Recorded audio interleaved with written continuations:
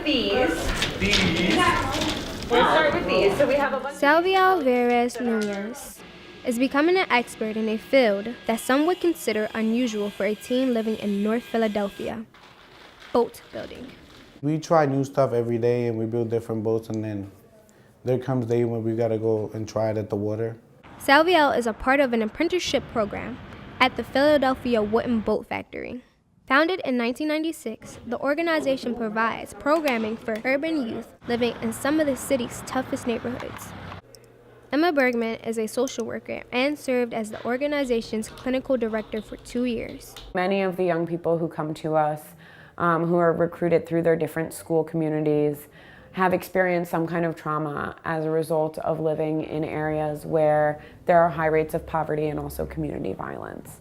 And so our programming is designed to be a trauma-informed program where we support young people with engaging in corrective experiences. People that work here treat us like family because they always there for us even when we go into the good times and the low times. Wooden Boat Factory balances their boat making program with social and emotional peer and counseling-led support. Executive Director Brent Hart says the goal is to arm young people with the tools to problem solve any challenge. Having social workers on our staff and having those supports in place for the young people who engage, and then being intentional about the social and emotional health and aspects of our program. Build a sustainable model for apprenticeship for teenagers who are in a crazy and hectic moment in their lives to be able to commit to something really profound.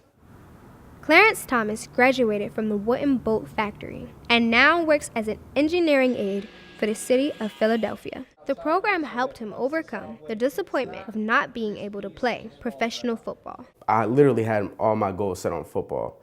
I didn't care about anything else. I didn't care about school. All I cared about was football. And when I came here, it was like, hey, there's something else out there that you can also be interested in. The Wooden Boat Factory is part of a network of Philadelphia youth programs called The Hive. These programs apply a common philosophy to working with youth from communities with high crime rates. It's a strategy informed by the research of Dr. Kenneth Ginsberg. There are a lot of programs that understand that what really matters is the connection between caring adults and youth. What is newer is an understanding of trauma-informed practices. What all of the programs have in common is a strength-based approach to working with young people. We have as our goal for people to be fully prepared and not just problem-free. Implementation of these strategies and youth programming is still new, making it challenging for programs like Wooden Boat Factory to know how effective they are long-term. Perhaps the most visible impact can be seen in the feelings of students when they finally get to put their boats in the water. Finishing a boat, it was amazing. I can't explain it because it was an accomplishment that I don't know a lot of people that have built a boat before. This program challenged me physically and mentally because when I would break down and go I can't do this. And you have to figure it out because that's the only way you're gonna build the boat and that's the only way you're gonna progress.